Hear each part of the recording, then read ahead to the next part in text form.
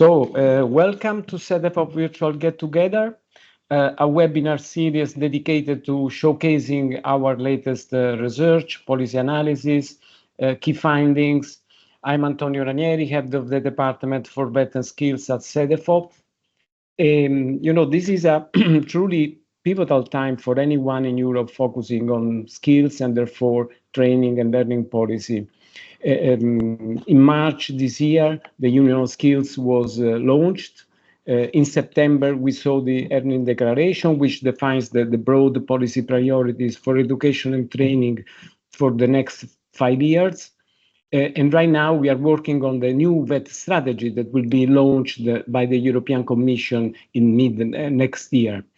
At the same time, the events of recent years have exposed certain vulnerabilities in European economies and societies. The two key challenges of productivity and strategic resilience have become the new trade-off facing policymaking. In a sense, all other challenges, technology, energy, demography, or geopolitics, are being reframed within the context of these two strategic objectives. And this inevitably entails a further rethinking of our skills and learning policies and practices.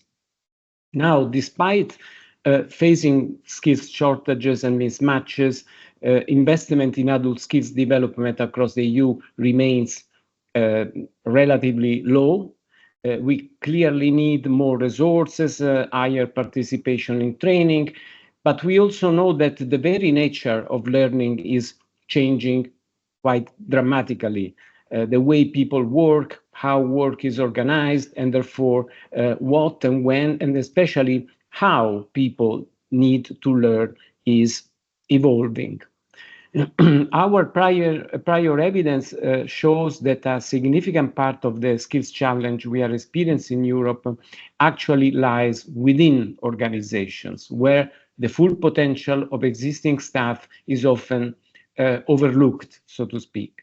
Given the trend towards a shrinking workforce, it is paramount for companies to put their people's skills to good use, of course. This is not necessarily easy, we know, considering the complexity and uncertainty of modern work environments. So the question is, how can we develop policies that enable learning by empowering workplaces to take the lead in upskilling our people? This represents an extraordinary challenge for policymaking, we believe, and I wouldn't say that we are ready yet. So in 2024, CEDEFOP carried out the Training and Learning Survey, the first European survey explicitly designed to understand how workers learn and develop expertise through work experience. We believe that the CEDEFOP Training and Learning Survey is one of a kind. While other major European surveys cover skills and training, the ETLS moves beyond the usual statistics and focuses instead on the process of learning, on how workers build skills and expertise through work experience. From other surveys and statistics, we know that only a small fraction of learning comes from formal or, in any case, structured non-formal or informal learning. The large majority is experiential learning, that is the process of turning experience into expertise, or what we refer in our report as the development of practical wisdom. That is why CEDEFOP has taken up the challenge, in some respect, an impossible challenge, of gathering data on this invisible learning, the parts of the iceberg usually hidden from policy analysis, so trying to fill this gap. So to know more about that, the virtual get-together now hands over to Giovanni Russo, CEDEFOP expert and the main author of the report, which will be made available to everyone very soon. So thank you for joining us today in such a great number, they told me. And a special thanks to our panelists. Your contribution is highly appreciated and we look forward to a fruitful discussion. Thank you. Thank you, Antonio, for the floor. So the European welcome and thank you everybody for joining us today to disseminate the results of the main messages from the European Training and Learning Surveys. On top of what Antonio said about the policy context, I think the ETLS really find a home in Industry 5.0. I mean, Industry 5.0 is really based on three pillars: sustainability, resilience, and human centricity. For learning, and learning in the workplace, and human centricity is the really important pillar for us. And while it is usually described in terms of human well-being, when it comes to the workplace, as Antonio said, it is all about empowering worker and putting their skills to work. There is also a link to technology, because what we would like is to see technology actually enhancing the workers' capability instead of replacing them. And so if we have these workers with enhanced capability, then they can take on more complex tasks, and firms can actually use these competencies to design jobs in a more complex way. And so in a way, we end up in a situation when organization can actually use their human capital as an organizational resource on which they can build their competitive advantage. Basically, we begin to create value through people. So what the complexity entails, we are in a world where jobs are rocked by technological shocks and other shocks. So this creates new situations on work. There is unclarity about what is the right course of action, and there is this dynamic prevents the development of routines. There is also a complexity element arising from the number of stakeholders involved in the decision making. So if we have task interdependencies, then we know that at a point when if we have a problem at a certain point of the process, then the solution of this problem will have consequences for workers downstreams, workers upstreams. We can have consequences for the team, for the department, for the whole unit, but also for suppliers and customers. So we will end up in a situation where we need to rely on tacit and explicit knowledge, in a sense. To face new problems, we depend on both type of knowledge.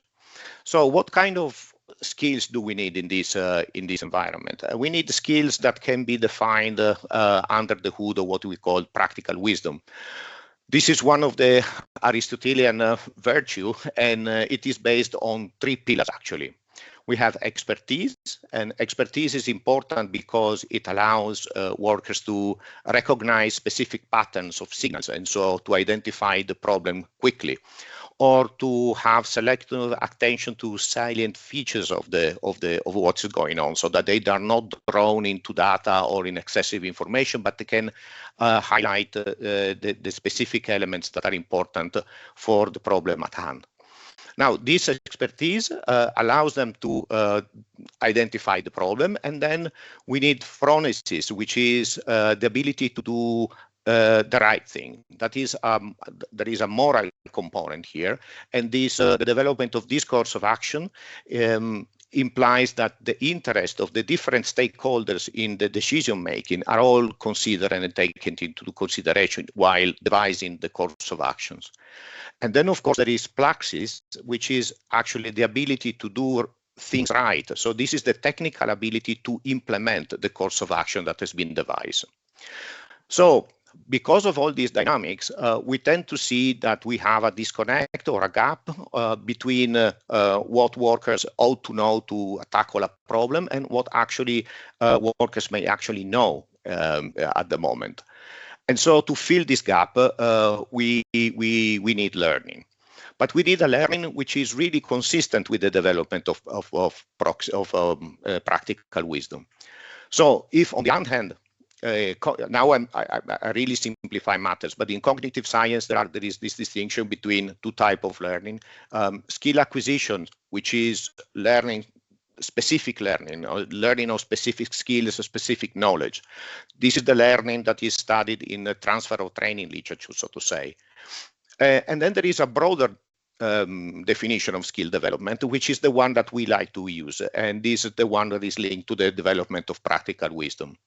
So this is called skills development. So in the talk we actually use these two terms interchangeably, which is an outcome of both explicit, which is conscious, so conscious learning, but also has an element of implicit, unconscious, and reflective dimensions in the generation of new skills and knowledge. And actually, the development of practical wisdom is at the relation. You find it in the relationship between new and existing knowledge. So, for example, the current body of knowledge of a certain worker provides him with or her with a certain understanding of what it means to do one's job well, for example, understanding of what is to do, what does it mean to be in a certain environment and do one's job. Now, when we receive new information, this information might be assimilated in this frame of reference, and so we develop a richer understanding of the meaning of our job. But sometimes this process is not possible. We receive new knowledge doesn't fit in the current frame of reference. So in order to accommodate this knowledge in the frame of reference, we have to modify it. And this is an instance of transformative learning. Transformative learning is defined as a change in the world in our view of the world. Of course, when we are in the workplace, I mean, we don't have to change the view of the world, but we need to change the way we understand our job. And so this development of practical wisdom, it is a high non-linear process. It is highly non-linear, and it depends on when and how this new information will interact and will be integrated in the current body of knowledge. So when we arrived at we launched the training and learning survey. So we wanted to understand really how this practical wisdom is developed or take place in the workplace. And we actually had the audacity, so to say, to make a distinction between learning and the process of learning, when the process of learning, of course, is participation in learning activity. And while looking at the process of learning, we actually focus on the frequency of participation in learning activity. So we looked at the extensive margin of learning, and we didn't have the time to accommodate also the intensive margin that would have been the, let's say, the duration of engagement in learning activities. And of course, we made a distinction that we thought important between what is employer organized and the activities that are self-initiated by workers. And the idea was to see if we can get a feeling of the relative importance of dispositional factors, so the individual features of the individual worker, and contextual contextual effects, which are the workplace, basically, in which the worker finds itself. And this, because we looked at this, because by changing these contextual factors, organization may actually affect the amount of practical wisdom that is developed within the workplace. So to measure skills development, we used this battery of 11 items. The first three were the ones that we actually thought are the most important ones, so were asked to the whole sample, while the last 8 ones we didn't have the space to accommodate them in the telephone sample, and so we actually used them in the sample who actually took the surveys via the internet. There is also an additional catch-all items, which is about, we really asked the workers what is their perceived development overall skills over the past year. And so with these 4 items, we created an index that for us approximate the development of practical wisdom over the year for the worker. When we looked at the employers' organized learning activity, we actually structured them following, let's say, a pathway which has been developed in the US by Osterman. These learning activities, so we started by asking participation into induction training, health and safety training, and workplace behavior training. So this is inclusion, diversity, anti-harassment. And then we asked if they participated in any other work-related activities. And so this we see as, let's say, the discretionary provision of professional development offered by organizations. And this could have been done in person, online, inside and outside the workplace. So it's a very general concept. To those who actually said yes to this question, then we went further and we went further and looked at participation in different modes of delivery.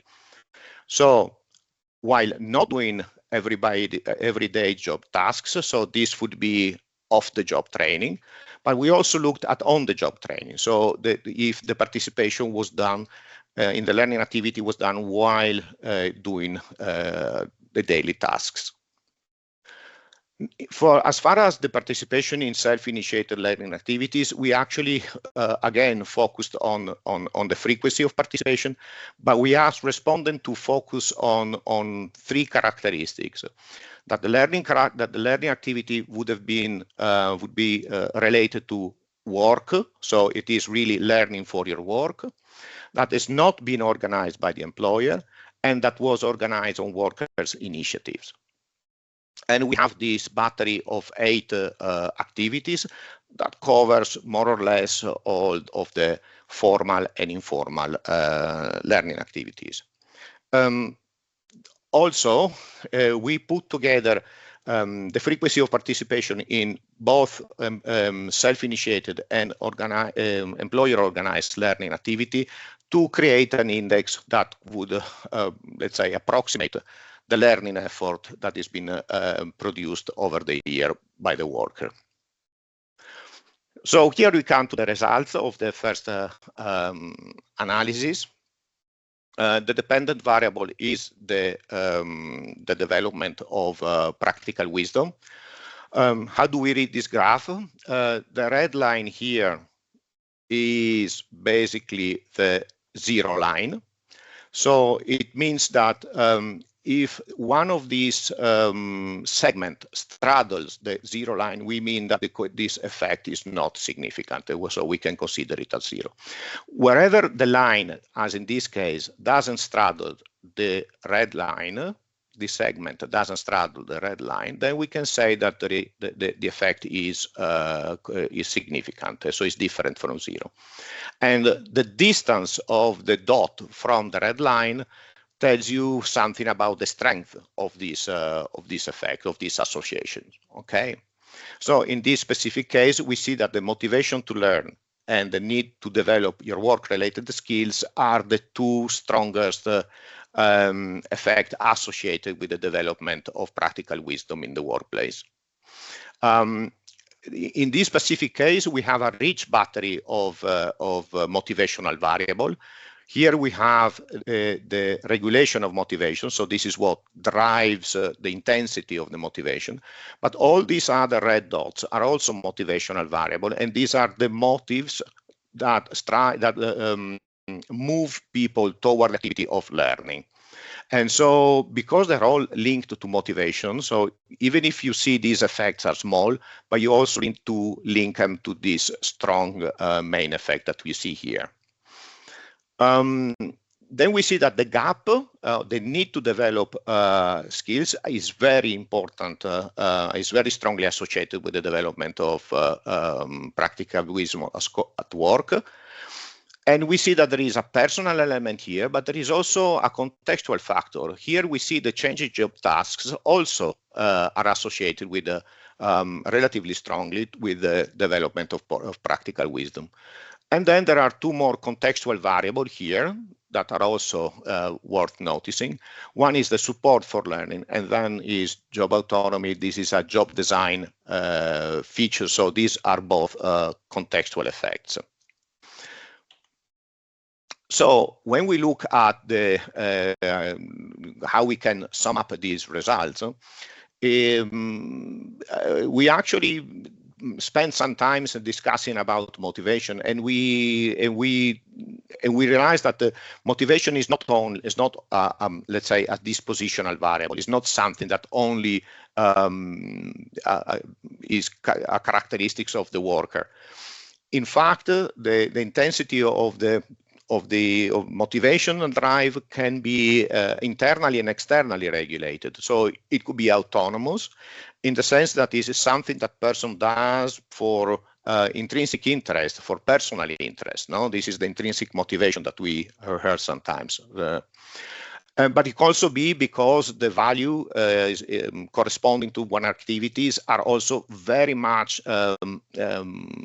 aligned with personal values. So there is a value-driven also choice, and this is autonomous. And this you can see that these are like dispositional effects. These are personal things. But the drive and the intensity of motivation can also be controlled externally. So we have external motivation that is usually associated with incentives. So this would be like pay for performance. So when you carry out an activity only because of the rewards that you will receive it for that activity. But there are also other ways to influence the motivation, which is through the social norms and pressure to conform to what the environment asks you to do. So there is a drive to meet expectations and social norms, and this thing can be integrated or can be expressed in organizational culture, for example. We already discussed the skill gaps. We see that support, but we have a broader effect of support. So we have supervisor and colleagues. So this is the work context, but we also have family and friends. And we see that, you know, this overall support for engaging in learning needs to have some backing up also from places external to the workplace. And then there are job design decisions which affect the degree of autonomy, like the influence on decision, if they can work independently, if they face unexpected situations, and the variety of tasks they are asked to do on their job. What we see, let me go back 2 slides. So you see learning effort here, this index of learning effort, it straddles the red line. So we can see that basically the association between learning effort and skills development is really weak. Now, what do we make of this result? First of all, we have to have a no-brainer. There cannot be skills development without participation in learning activities. So it is important to participate in learning activity. Now, that small association is driven by the non-linearity in skills development. So we actually don't know when the information and the knowledge that we gather in a specific learning activity will be expressed in terms of practical wisdom. However, when we looked at the breadth of the learning activities that contribute to one's learning, so we ask whether this learning activity, not only the frequency, but also how important they were for their learning, we see that this breadth of the breadth of the learning activities contributed to one's learning is really strongly associated with the skills development. And we see it here. You see, this is the index of the breadth of the learning activities contributed to one's learning, and you see that the effect here is very strong. So what we do with all this information? The need to develop one skill is a really strong driver of learning. So there's a strong association there with skills development.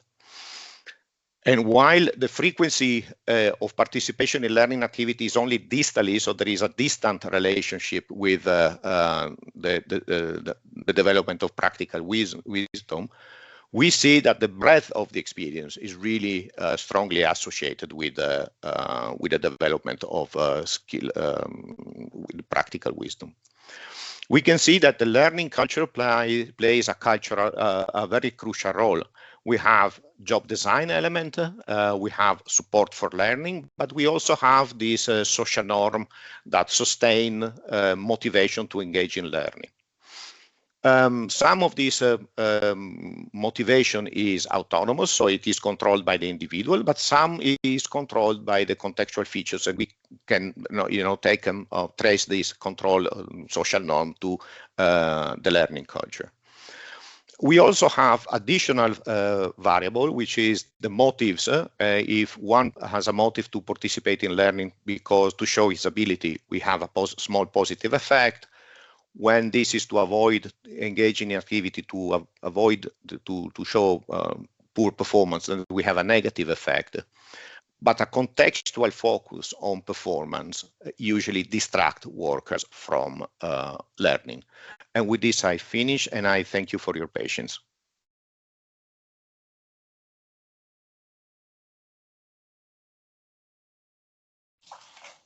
Yes, thank you very much, Giovanni, for the really great summary of the findings that we have so far generated with the European Training and Learning Survey. My name is Jasper van Loo. I'm the department coordinator in the Department for Health and Skills. And what we'll first do with Giovanni is look at the questions that we've received, and we've seen two in the chat. And the first question, actually, I think is a really interesting one, where Trevor said this links very well with unlearning as a concept. So unlearning, not learning, unlearning. How do workplaces support unlearning to drive the changes that are required? Your thoughts on that, Gio? Okay. Okay. Some humility here. I don't know. I think it is this unlearning you refer to is about the we have workers or workplaces stuck in one way of doing things, and if you have to move away, first you have to unlearn what you did in the past in order to move on to the new things. This is an instance of transformational learning, so it will fit very well into these ideas. But of course, this is a very good point, and maybe this is something that we can think about in the future when we ask about the rigidities that are in the system that prevent the system actually to move on to the next to the new pattern, so to say. Very, very, very interesting question. Thank you. Okay, the second question we received in the chat is more of a technical question. And it's about whether the OLS results that you presented, they come from a single estimation. And Anna-Marie from ROA is asking because many of the factors will be highly correlated, making it quite difficult to identify what really matters. Okay, it comes from one regression, but of course we have this is particularly important for the motivational factors, because they actually we have a bunch of them, but they're all very much correlated. So we see, for example, that the very strong effect of the regulation of motivation, but some of this effect probably drags also or detract from the importance of the let's say the other motivational features. So we have to see like one big thing. We have goal orientation and the regulation. Probably these two things need to be looked at together. Okay, the third question that was asked by Baptiste Vasseur in the chat is, some organizations are champions in providing learning within the workplace to vulnerable people, so also notably in the social economy with work integration, social enterprises. Have you looked at any of those aspects? Have you analyzed comparative elements between these type of organizations and more traditional employers? Or is that maybe something for future research? Okay. We have very few control on these issues. Okay. What we do have is a measure of a person's health status, and we see that this is a very little impact of learning. So I don't know, we still have to make sense of this result, but thank you for the question, because maybe we're going to use this to direct our further thoughts about this. Yes, and I see possibly the last question, unless some more people will put questions, please feel free. The question is, could Giovanni provide Giovanni, a little more information about the sample and the case numbers in the data set? Also, maybe a little bit about the major limitations of the data set that you see. Okay, it is a cross sections to start with. We have a sample which the total sample is 44,000 in Europe. We have 27 countries, all the member states plus Iceland and Norway. So we have a big sample. However, we know that the representative part of the sample is less so. So we have a smaller sample which is representative plus a top up which come from non-representative panels to allow us to have a breakdown by gender and other things that we might want to do later on. So this is but we really spend time on and resources on the representative of a core sample of the observations. All right, I would have a question for you, a final one, because I see that we've covered 4 questions from the chat. So actually, I think we've discovered many new things with this survey, but also, of course, questions remain open. And it's a little bit linked to the previous question, actually. Giovanni, if you look into the future, what would be your dream survey as a researcher to dig even deeper into learning than we are able to do with this kind of survey? I think what I would try to do is really to develop a link between what happens at the margin between the utilization of skills and technology, how technology and skill utilization interact, because this is actually at the core of Industry 5.0, and I see the development there. Okay, that's great. I think I'm also looking at the clock. I'm ready to thank Giovanni for, of course, the presentation, but also the answers to the questions. And also let me please thank the people that asked the questions, because that was really very much appreciated. Of course, afterwards this event, if any of you have questions, feel free to reach out to us and we'll get back to you. Also, I'd like to say that to everyone attending today, we're going to send you a copy of the report that's currently being finalized. And as soon as it's ready, we'll send it to you. You'll be the first ones to see it. So please expect it in the next few weeks. That report, I think, is going to be just a start. We're gearing up to engage into also other exciting analysis opportunities. So we'll be thinking about a new report next year. Please, stay tuned to us, because we'll have a report where possibly we can also look at some of the issues that we discussed in the question and answer session. Of course, a survey and its findings is never the end of the story. So at Cedefop, we have a long tradition of seeing survey findings not as the end goal, but as conversation starters. And today is actually not different. So today we'll have a conversation with 4 distinguished panelists, and I'm happy to introduce to you, first of all, Per Lundström, who is Senior Policy Advisor at the Swedish Installation Federation. Welcome, Per. Thank you. Juan José Luis Delgado, who's Policy Advisor at the Industrial All European Trade Union. Welcome, Juan. Thanks. Third, we have Dominic Sobczak, who is Deputy Head of Unit at DG Research and Innovation at the European Commission. Thanks very much, Dominic, for joining us today. Good morning. It's a pleasure to be with you. And finally, we have Steve Daunt, who is a Senior Research Scientist at TNO. He's also a professor at KU Leuven. And Stephen actually leads the Horizon Europe Bridges 5.0 project, which is about preparing the workforce for Industry 5.0. So I would like to start with you, Stephen. Can you briefly explain what are the broad aims of the Bridges 5.0 project? We also know that you have updated the teaching learning factory concept to Industry 5.0. Can you explain a little bit more about why and what actually does the teaching learning factory 5.0 concept bring? Thank you. Yes, thank you, Jasper. Can you hear me sufficiently? Yes, yep. We hear you Okay, just fine. That's okay. Well, thank you for the question. So we see Industry 5.0 as a high road organizational change in companies. And so the dominant Industry 4.0 approach that Industry 5.0 as an industrial policy aims to change puts digital technologies at the core of company investments. So that's the starting point. In Industry 5.0, technology remains important, but the needs and the input of the person at work needs to be the starting point. And that's what we call and understand as human centricity. The person at work can be the worker, that can be the manager, engineers, students, unemployed. They need to be included in company decision-making around technology and processes. So to align with what Giovanni just earlier said, he wanted to understand this relationship.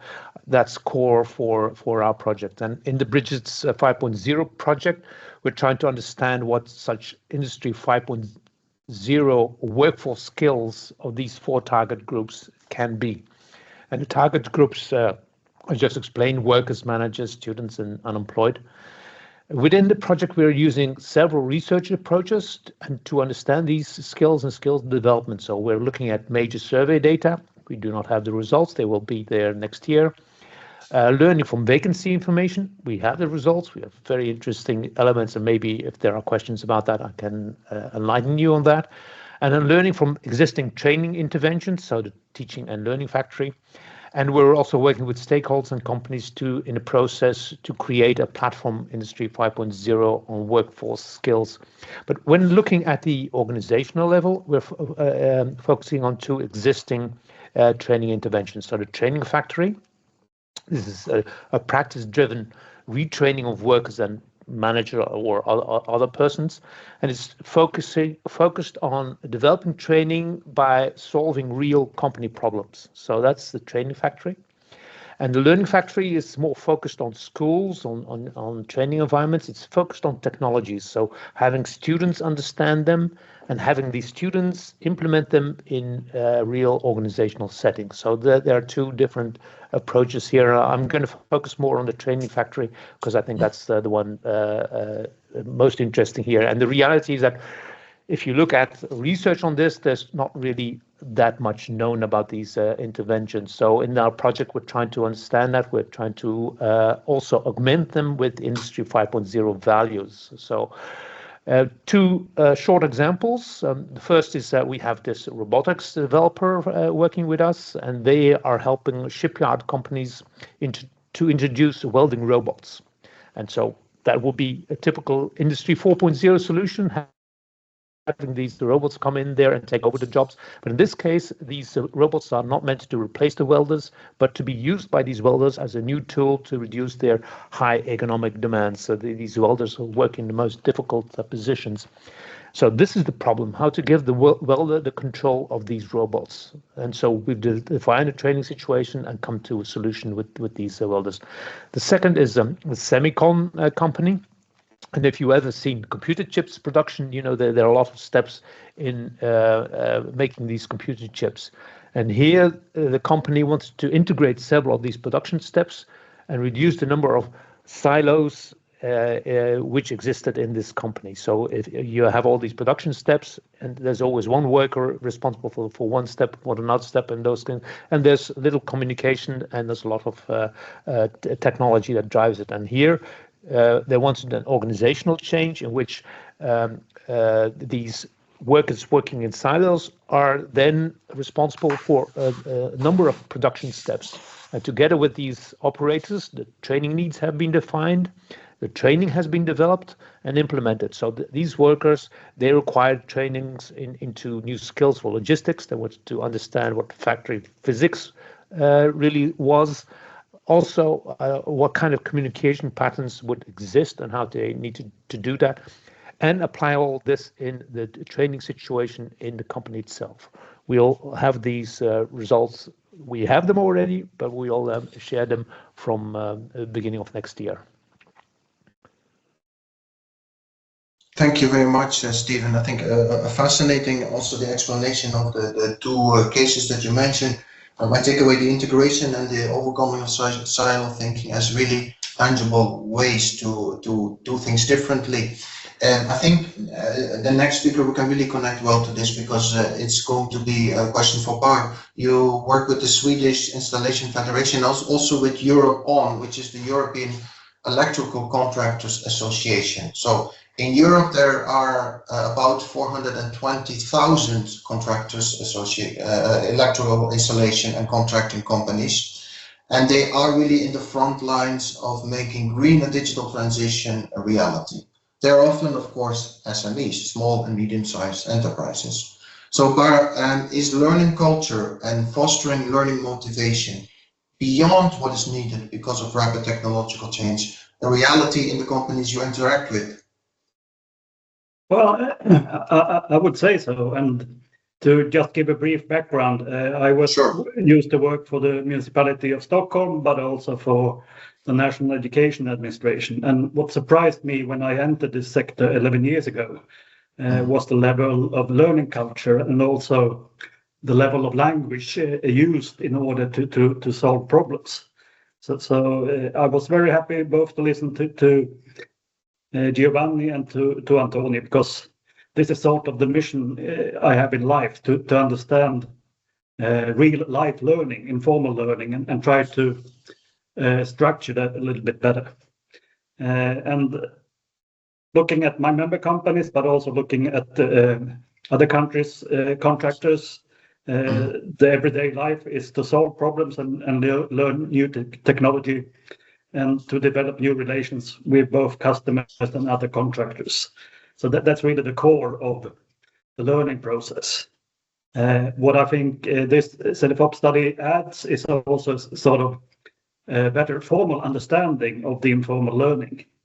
And why is this important? Well, thank you very much, Jasper, for highlighting what we've been doing on Skill for Climate. But I think we also need to think about what are my members doing, both in Sweden and other European countries. Well, they provide clean water, light, fresh air, heating and cooling. And these are very important building blocks of our modern society and conditions that many people take for granted. We are now facing an energy and climate transition where smart technical installations play a key role in order to enable us to continue to live our lives comfortably. So in this squeeze between the traditional and the disruptive tech-driven market, how do my members cope? The answer depends on different regions in Sweden, and the answer also is different between different countries in Europe, because vocational education and training is really shaped by traditions and institutions of society. And the Swedish perspective is built on the historic idea of an independent person and self-governing teams. I might stretch this a bit far, but I could claim that this institution was created already by the Vikings, because you created independent teams and then you set off to do trade or raiding in different kinds. So understanding the Swedish labor market and understanding the learning culture of Swedish companies, I think it differs from other European countries. There are some resemblance with the other Nordic countries, but it would be interesting to also deep dive a bit into the CEDEFOP study to see if my beliefs also are supported by more scientific measures.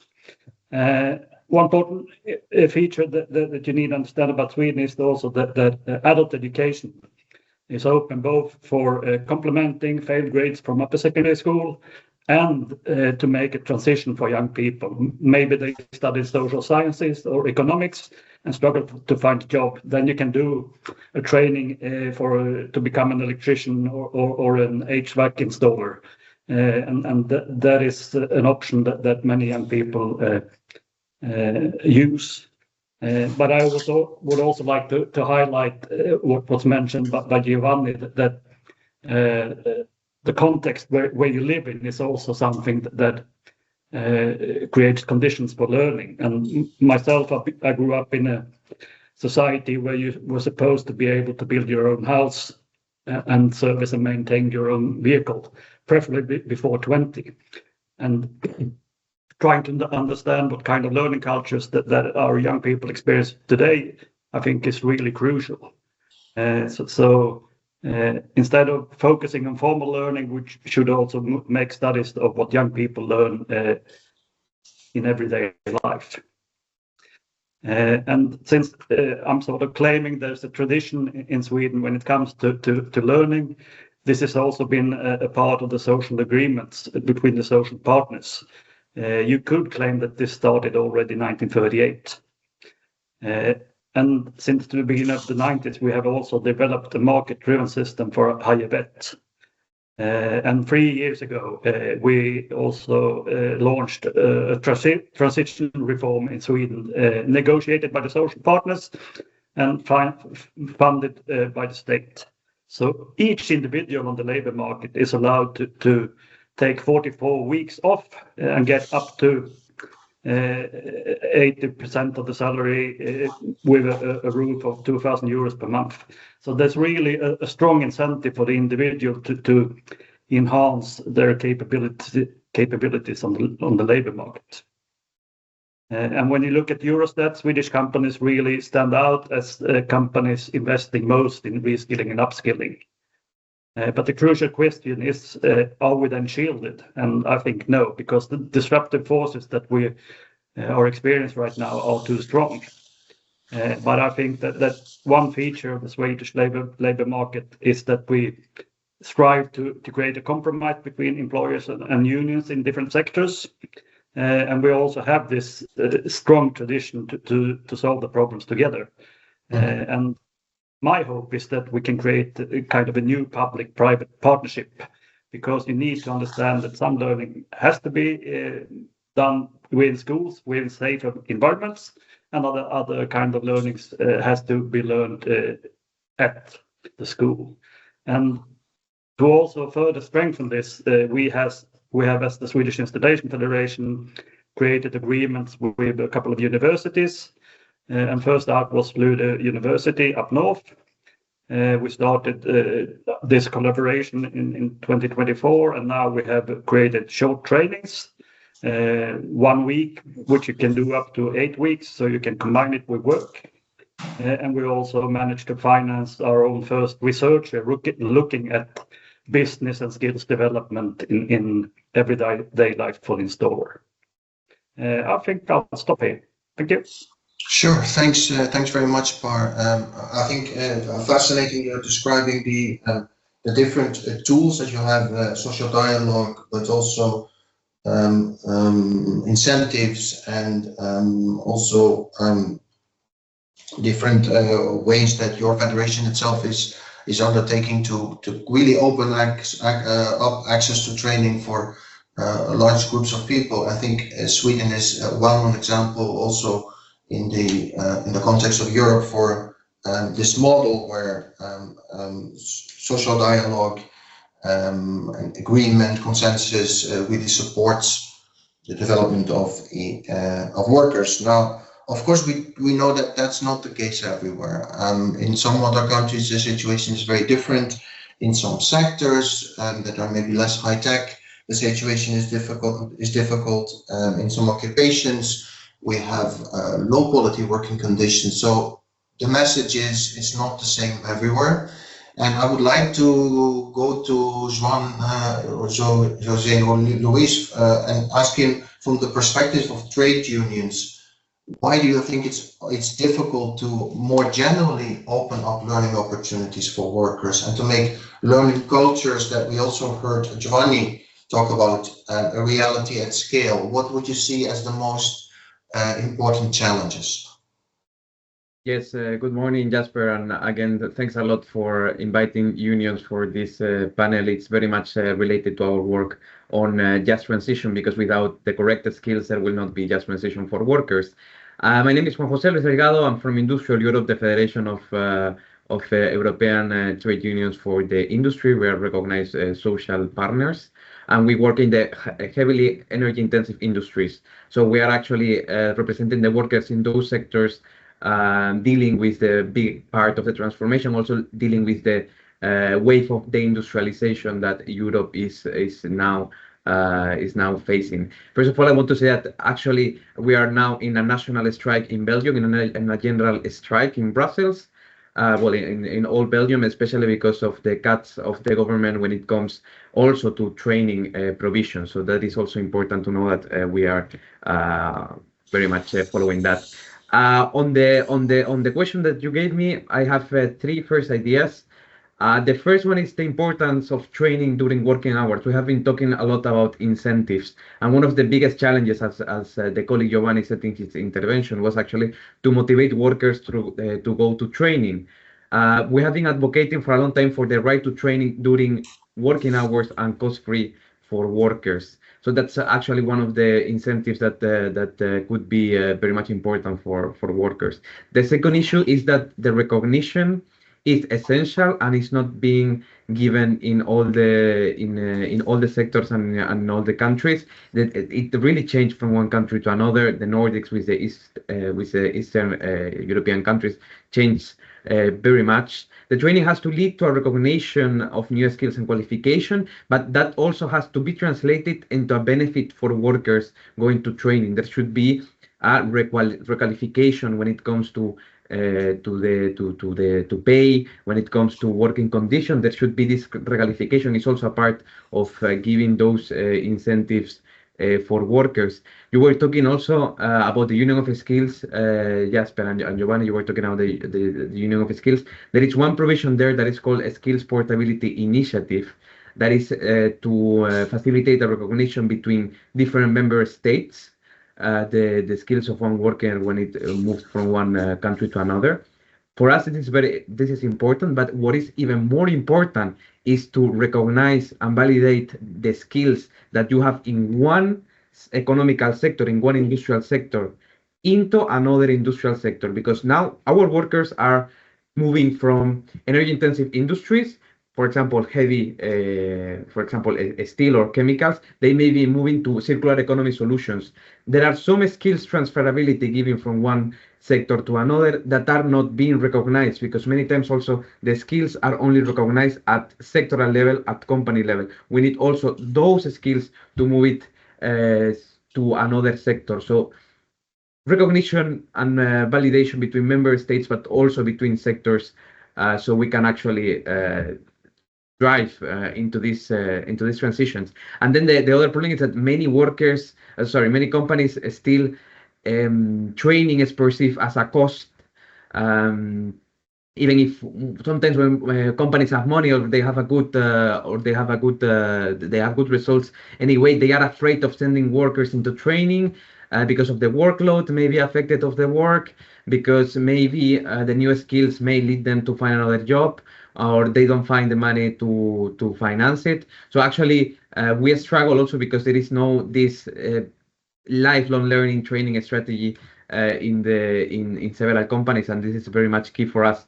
I'm very happy that we have a Swedish colleague here with us, because actually one of the good examples was the tripartite agreement that we have in your country, and it's very much shared among the different unions. Of course, is the best student in the class, so it's something that we try to share with other unions and other national levels. But we also have good examples at company levels.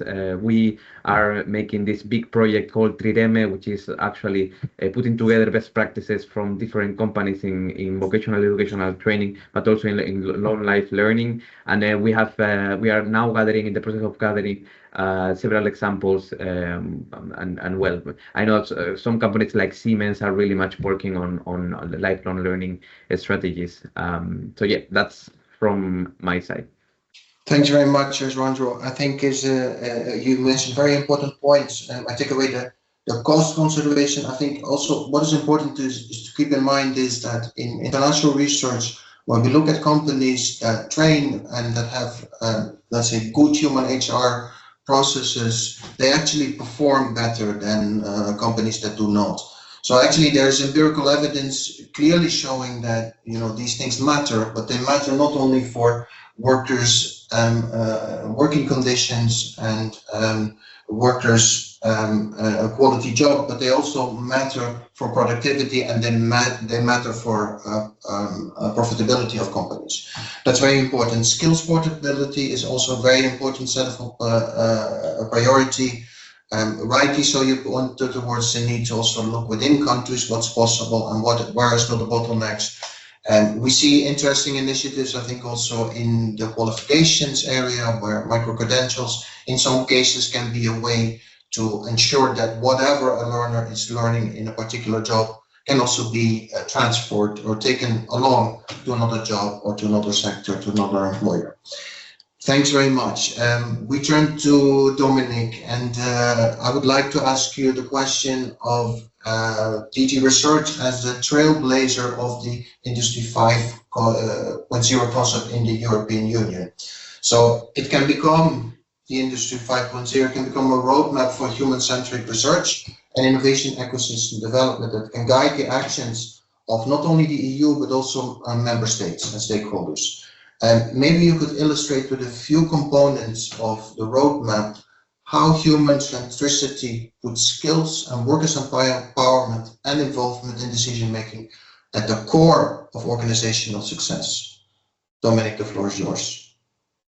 Thank you, Jasper. It's your question, of course, puts me at a slightly higher level than the colleagues around the virtual table. It's really great to hear these practical implementation issues, modalities, how things work on the ground, and also the research that is behind that.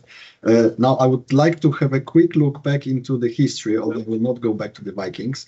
We have worked on Industry 5.0 only for 5 years, but I think that work has both reflected the development on the ground, but also wanted to recognize actually the challenges that we are facing by actually really living through the fourth industrial revolution. So the main concept there was indeed to put humans in the center of industrial transformation and to look at what industrial transformation means for the human beings in the workplace.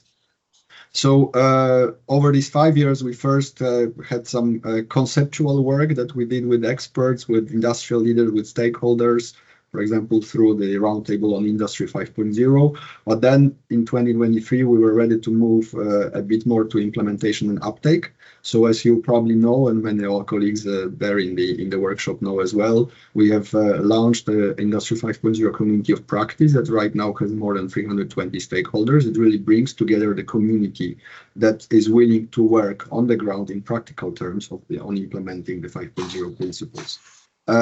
Now, you asked about the roadmap, and indeed, as we from the beginning, the main concept was to focus on the humans behind the workplaces and humans behind this transition.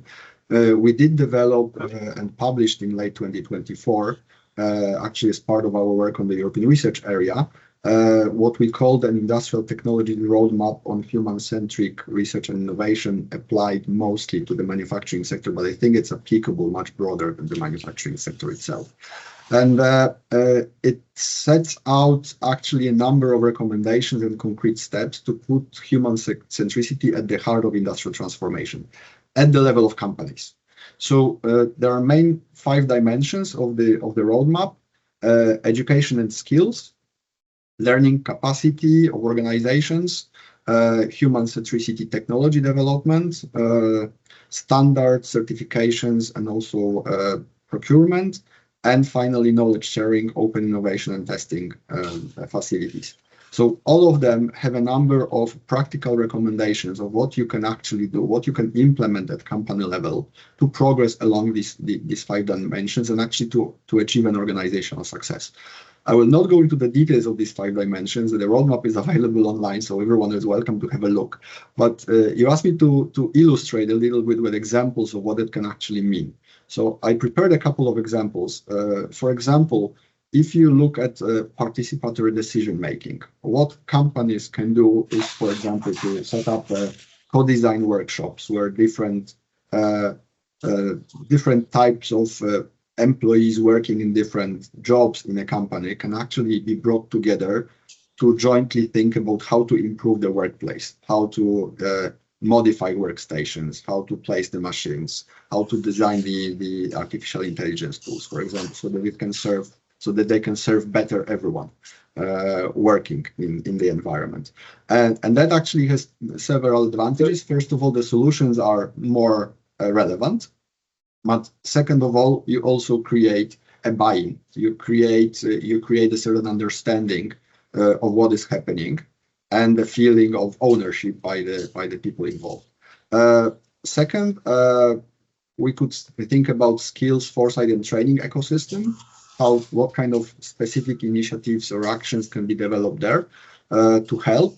And then first we point, for example, to bringing together firms and policymakers to establish, for example, skills foresight platforms where we can actually anticipate the changes that are needed to the skill set to adapt to the transition to what is coming. And we can also help map these needs and map how to improve the skills in order to better respond to the needs of the future. You can also think about developing modular training programs with micro-credentials that are adjustable to the needs of individual employees, depending on the roles in the organization. You can also use living labs where you can learn by doing, where different workers can actually rotate, move around the company, move around the organization, trying different roles to better understand how they fit and in which direction they can move or progress. Then two more examples. The first one on human-centric certification and standards. So we could actually imagine developing some human-centric criteria for changing the workplace in companies. There could be even a label if someone wants to. But the main idea here is that you go into more certification schemes for industrial technology, so you can standardize a little bit the solutions and the approaches. And second of all, you could have workers participate in standard setting bodies or advisory boards so that they can provide this human perspective on the changes that are happening. Finally, final example related to ethical governance.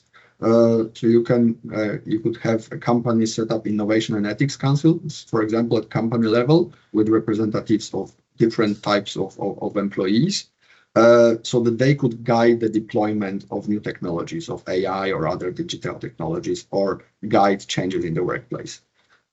So that would, again, similar to the first case that I mentioned, that would actually both help develop better solutions for the workplace, but also create a better buy-in and understanding of the employees so they could feel much more comfortable with the changes that are happening. I'll stop here and happy to discuss further as we go. Thanks very much. Interesting conversation. I think the ownership, but also the modular design, and then the skill foresight, which I think keeps popping up, in many discussions these days, in times where things are uncertain, where skill foresight is really the tool that helps decision makers do things, create a future that can work. I would like to get back to Stephen, and we have a question about learning cultures, which we have talked about earlier, the learning cultures for Industry 5.0.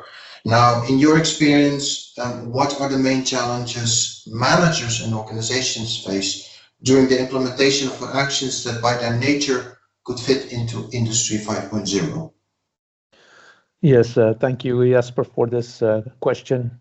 As I said earlier, one of our target groups is managers. A lot of changes are focused on workers, but if the managers do not change, anything you're doing for workers is going to be very complicated. So Industry 5.0 requires managers to take into account external effects external effects of decisions that they make, their policies.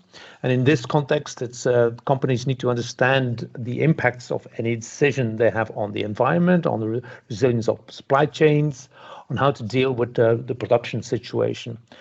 And these requirements are not new, but the challenge is that managers need to see these requirements in their entirety. So that's the element that is there. And I think it's important that the European Commission has put this to the forefront. And this also means that these managers probably, most certainly, they will not themselves have all these solutions. The working situation is also for them a learning situation, as it is a learning situation for their workforce. And here lies the difference with an Industry 4.0 learning culture. In this culture of Industry 4.0, the idea was that automation would provide all the solutions and it would substitute workers through technology. And in the Industry 4.0 context, it was the engineers and the managers that needed to know it all. And so, but the experience of the last 15 years in industry has shown that technology does not substitute workers. We have a shortage of workers in all directions. So rather, to make technology successful, it does not only rely on managers and engineers and what they think, but it also relies on the workers. And managers need to deal with these new challenges. And they need to learn in this context of a new learning organization. One of our pilots is specifically focused on managers needing to deal with this kind of situation. And what they need to learn is that they do not have the final answers. So all the problems that exist in the company, they can't solve it all. So they need to understand that they need to take into consideration these externalities that they have, what the impact is of their actions, and in terms of sustainability, there's no escape. We only have one world. If we screw it up, then we have a lot of problems. So and they need to understand how important workers are for the technology to work. And this is even the case with artificial intelligence, and they need to learn what augmentation of workers means. They also need to learn how this personal augmentation of workers can be made a profit for the company. Because if everyone is personally augmented, yeah, I'm very happy with that. But it also needs to profit the company, and that's something that managers also need to understand. And they need to understand how to include workers in design, implementation, and operation, as Dominic just said, and gave some nice examples on how to do that. So that's where the solutions like the training factory, I think, is quite helpful. Solutions are not given at the start; they need to be developed at the moment itself. And so that's why I think learning cultures are quite important for Industry 5.0. Yeah. Thanks a lot. I think awareness, different mindsets, these are really key words here. I would like to get back to PAR and now switch a little bit to the vocational education and training side of the story. These systems, of course, that supply skills throughout Europe to the electrical installation companies that you are working with in Sweden, but also in Europe. And maybe you could highlight a little bit also the European perspective. So what actually, how would you like vocational education and training systems see evolve? Is it a matter of becoming better at seeing and reacting to trends, maybe through skills intelligence? Is it more about scaling up? Is it becoming, is it that becoming a partner at the workplace? Is it better education for managers? I mean, awareness raising, as we just heard, or is it perhaps all of these issues? Well, I can make it simple and say it's all, but you have different kind of challenges depending on which age group you're focusing on. So if you talk about teenagers, and just limiting myself to the Nordic countries, we have 5 different systems to train electricians or HVAC people. But typically a 20-year-old in Sweden or a 20-year-old in Finland knows pretty much the same things. And I think this we need to create a better understanding of that the majority of the economy, the technology that is used in everyday life is very similar in Sweden and Finland and Denmark and Norway. So even though there are different setups when it comes to organizing and financing vocational education and training, we seem to reach the same result. So when I sort of mentioned the idea of a new public-private partnership in a Swedish context, that would mean that companies would be more integrated in the formal system, like in Norway, because I think the Norwegians have really solved this.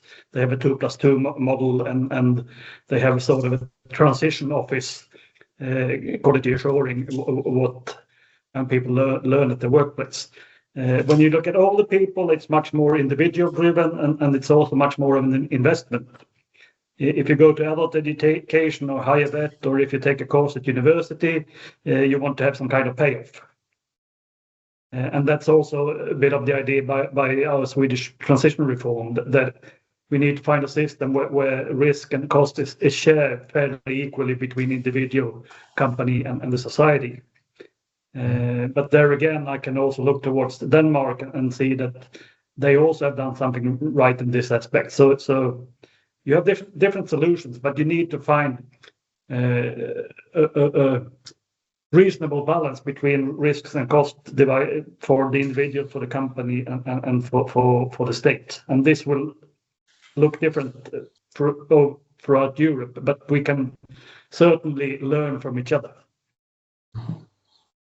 Okay, that's a great, and I also take away the point that you make about learning among the Nordic countries. I mean, we sometimes think the situation is very good, and in many ways it is, but there are still opportunities to see what is innovative. I mean, what you can learn from Denmark or Norway. I think that's good, and possibly also a lesson to be learned for this is that, you know, we should actually stimulate also other countries that might be a little bit more behind in these aspects to learn from what countries are doing in the north. Now, Juan, Jose Luis, a similar question for you. How would you like to see vocational education and training systems evolve to support Industry 5.0? And I mean the question in terms of expanding learning and fostering quality jobs with employability potential. Yeah, thanks a lot, Jasper, and thanks a lot, colleagues. As we said, like skills and training, it's part of the just transition agenda. So that is the way where we have to go forward. For us, I would say that you need to take into account that so far employers have recognized obligation to provide digital training in the 2020 European Social Partner Framework Agreement on Digitalization. The cross-sectoral employers at the European level have agreed on it. Apart from that, a bit of a background, we also have in the AI Act, Article 4, I think it says to ensure AI literacy is also an obligation of the employers, especially when it comes to high-risk systems. These are two very much important provisions that we are not seeing real implementation, and now even they are under threat under the digital omnibus. For us, digital skills are very much crucial for in terms of rapid AI development. What we are seeing is that I mean, now that companies adopt digital solution, they have to be accompanied by these long life learning strategies in order to increase, as you said, it's not only about workers but also about productivity. So it's very much both of this dimension is very much connected. We are seeing when it comes to workers that with the Industry 5.0, we have threats on more polarization, we have threats on growing number of platformization of workers, more surveillance and monitoring of workers, a reduced autonomy of the workers too. So you can see that workers need to be need to be literate when it comes to their AI systems and also algorithmic management systems in the workplace. This is completely key for us. What we ask for us for the next vocational and educational training system programs is that there should be a greater attention and a lifelong learning strategy, again, at company level, at national level, and at EU level. There should be a forcing and an identification of future needs, because we usually talk very much from Brussels, but regions are very much and industries in regions are very much affected by the changes of the industry 5.0. We need more investments in upskilling and reskilling of the workforce. We need to anticipate a bit of the changes that are coming and reskill that workforce. We cannot continue using the quick fix of maybe going to other countries, like trying to find third country nationals in other countries. We are not against hiring third country nationals, but we also believe that that cannot be a sustainable strategy in the long term. We also believe that we have a workforce here that has to be very much retrained. And for us, it's very important that workers are also involved in the training programs.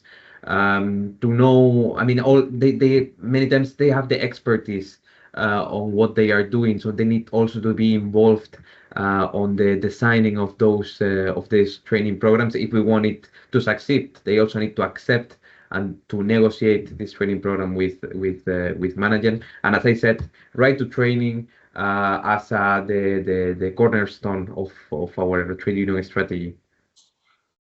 Thanks a lot, Joan, Jose, Luis. I think it's a great reflection. And what I take away is that two of the most important points is that apart from investing in skills, which is very obvious that we need to expand it in many areas, we also need to invest in skills intelligence to understand the change that's coming. And I think there also, at Cedefop, we are very much linked to that debate. We try to provide new information, also based on new sources such as foresight and big data, to understand really where change is happening and how we can best react to that.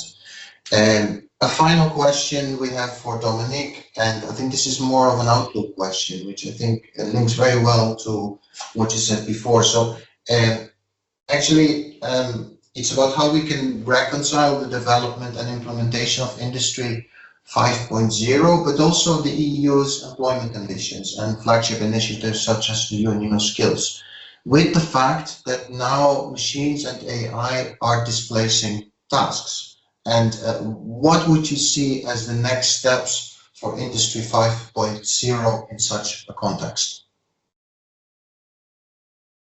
Thank you, Jasper. In your question, you're alluding to an important challenge that we are discussing here. I think the whole meeting, but I would like to spend maybe a minute on this challenge. I mean, we are not in a new situation. Machines have been changing the workplace throughout the modern human history. I mean, from the steam engines that entered into the textile industry, through mass production, electronics, automation, and now more recently AI. But that has always brought in important challenges and also important fears at the level of human beings in their workplaces, about whether they will still be relevant, whether their jobs will still exist, how their jobs will look like in the years to come. This is still largely, I think, the same story. There are still largely the same challenges and largely the same fears. We have, I think, history has shown that when these changes have been happening, in the end, they offered new employment opportunities and more meaningful jobs. Now, the challenge here is the transformation itself, how to get from point A to point B in the new reality. And here, I think that what is new currently is obviously the pace of changes, because these changes are accelerating. And as we see what is happening recently with AI, what in the past would take a decade or two, right now takes a year or two. And that's a completely different perspective because you need to adapt much faster. Now, according to an OECD report that I had the chance to have a look, they estimate that some 1/5 of jobs might actually disappear completely in the next 15-20 years, while another 1/3 would have very significantly changed tasks. So we are speaking about half of the working population that is facing really significant changes to their livelihoods and to their everyday life at the workplace. Now, at the same time, there is also another OECD study that already looked at the impact of implementing AI in the workplace. And in general, companies do not report decreased employment. Of course, there are changes to the way that the jobs are done, but overall, employment is not decreasing. Now, obviously, we need to take that with a pinch of salt, because right now, from one year to another, the implementation of AI is accelerating. So we need to have almost some studies at monthly basis to actually really follow the developments. Nevertheless, of course, now the focus is how that we need to find ways to manage that transition, which, as we know, for many people may be a really difficult one. And here I would like to highlight actually two dimensions that have skills development at their core, although of course the whole process is much more complex. So first, I think it's relatively clear that it's a completely lost cause to preserve low-skilled roles where AI and robotics, all of these new technologies can perform faster, more efficiently, and very often more safely for people, because people are not put in places that are actually dangerous for them or that can be dangerous for them. So instead, we need to focus on securing smooth transition of individual workers. And here, our work on Industry 5.0, our work on human-centric adaptation to the technological change is really at the core, because we speak about individual humans that need to transition to higher value tasks. And it's not a mass of the workforce anymore, because the workplaces are becoming more and more individualized. And that actually means, indeed, as you have also been saying, the other panelists were saying, strengthening of the individual learning and skills development to enable that transition. And this is exactly at the heart of Industry 5.0 concept. And it's also at the heart of the recommendations that we put in the human centricity roadmap. So I think that implementation of some of these recommendations at company level could really help across all the 5 dimensions, because they are important for organizational success and because they actually can ensure a better uptake and acceptance of the changes and a better adaptation of the workers to the changes. Stephen mentioned also that it needs to actually relate to better performance for companies or profitability of companies, because here the companies are at the center. We have a lot of the narrative on competitiveness right now as well, where we look at what is happening in the EU in comparison to our main competitors. So the company perspective and making sure that the companies actually stay in Europe, they can operate in Europe and flourish in Europe is an important dimension.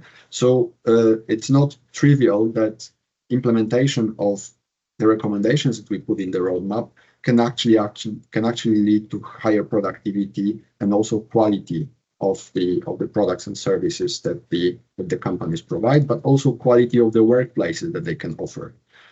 Right now, one of the bigger competitions that is going on globally, and again, Stephen alluded to that, is the competition for skills.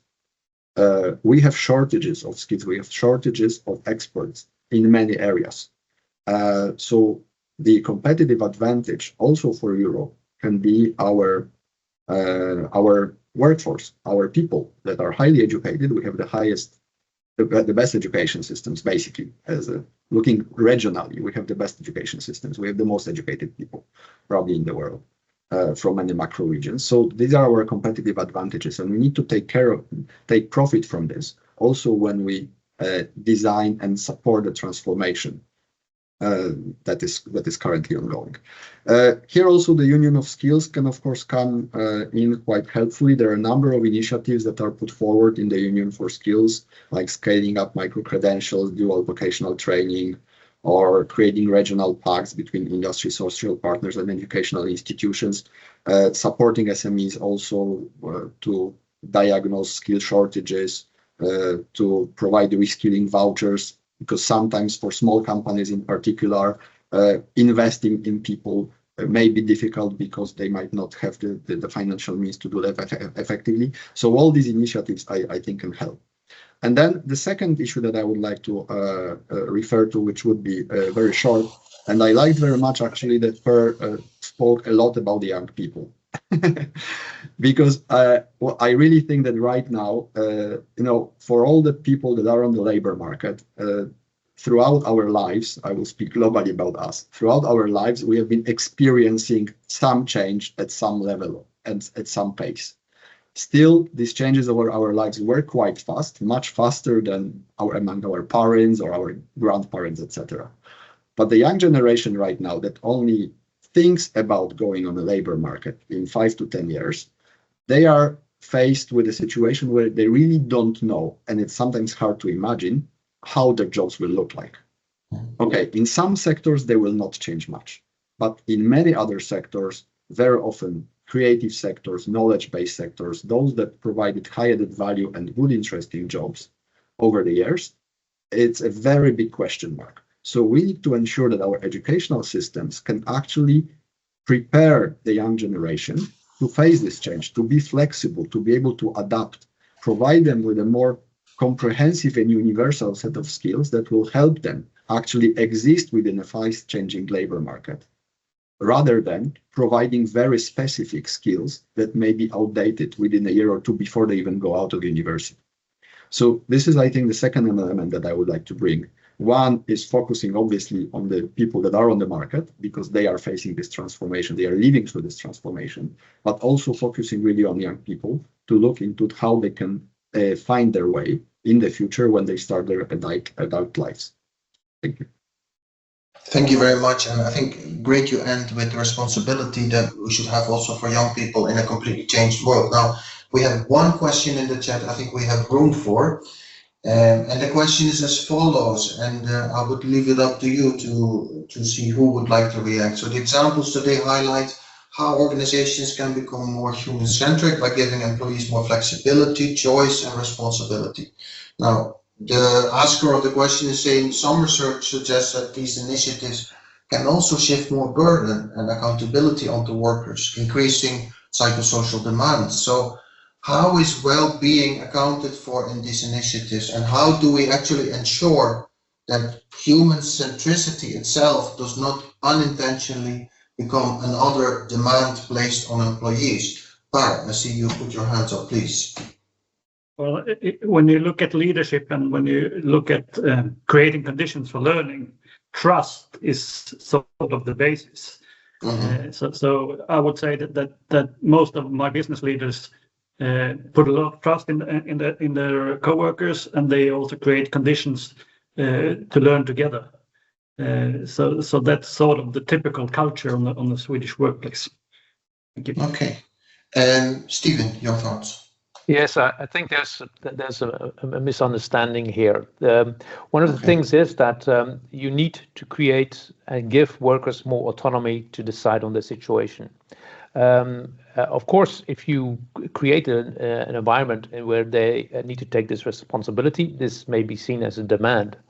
But the fact that you have more demands is not a problem. The problem is if you don't have the responsibilities to match these demands.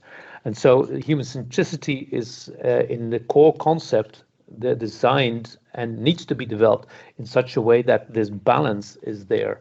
So if if you're responsible for your own training but you don't get any funds, that's disbalance. That needs to be solved. So if you don't get the time, you need to get this time. So that so it's not the fact that you get possibility for human centricity that should be defined as a problem. It's the fact that you do not have this balance, from my perspective. All right, Dominic, your thoughts? Yes, thank you. Very quickly, I would go exactly in the same direction as Steven. I think when we are living as individuals through a transition, of course, it's demanding because it changes the way that we work. I mean, it doesn't come without a cost.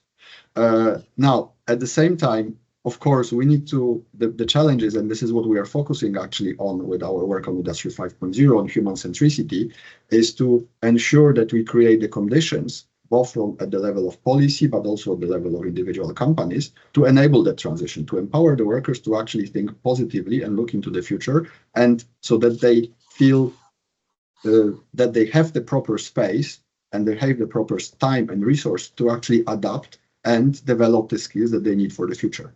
So it's you need to work in tandem, but you also need the willingness of the workers, because otherwise it's not going to work either. So the recognition of that responsibility that is on both sides, both being proactive as a worker and trying to be engaged and look into the possibilities to develop new skills is one dimension. The other dimension is to develop the conditions where this would be enabled, supported, and it would not penalize the workers. Actually, it would not engage them more. It would not create more workload and a stressful work environment.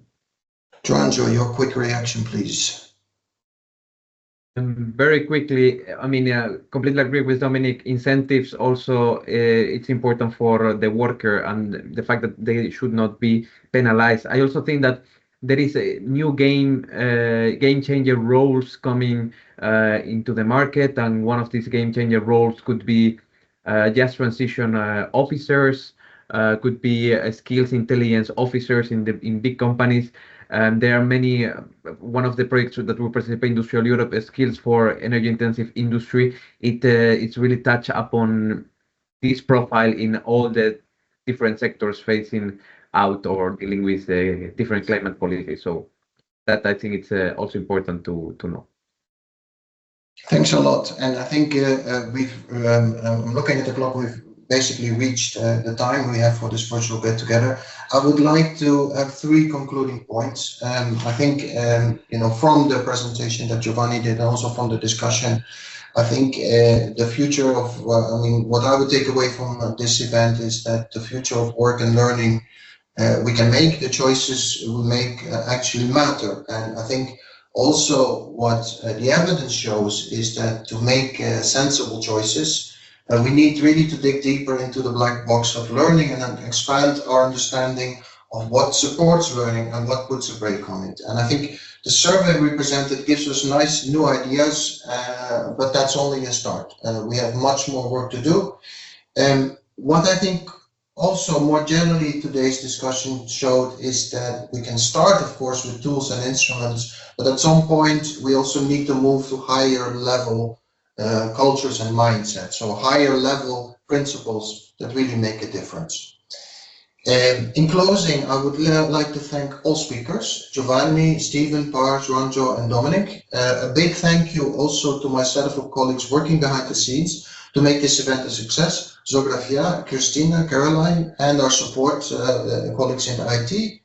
And I'm also thanking, of course, our entire audience. Thanks very much for being with us, for asking questions.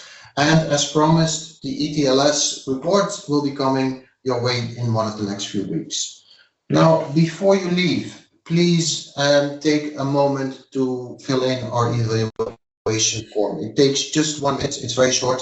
Take out your phone, scan the code on the screen. It's coming up right now. And please do that for us. It's very important to have your views and feedback because this will help us improve. That's important to us.